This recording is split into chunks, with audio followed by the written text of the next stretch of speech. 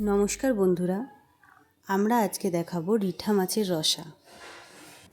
প্রথমে আমরা মাছগুলোকে ভেজে তুলে নেব। তারপরে জিরে বাটা, আদা বাটা, হলুদ গুঁড়ো, লঙ্কা গুঁড়ো আর লবণ দিয়ে ভালো করে জল দিয়ে মিশিয়ে রাখবো।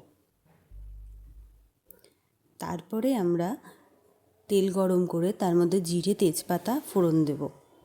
ফোড়ন দিয়ে তারপরে মশলাটা দিয়ে দেবো।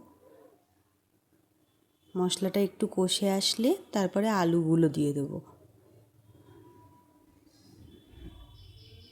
এরপরে আমরা মশলাটা ভালো করে কষিয়ে তাতে জল দিয়ে ঝোলটা ফুটিয়ে নিয়েছি। এবার ভাজা মাছগুলো ঝোলের মধ্যে দিয়ে ভালো করে ফুটিয়ে নেব। তারপরে গোটা গরম মশলা বেটে রেখেছিলাম সেটা জলের সঙ্গে মিশিয়ে এর মধ্যে দিয়ে দেব।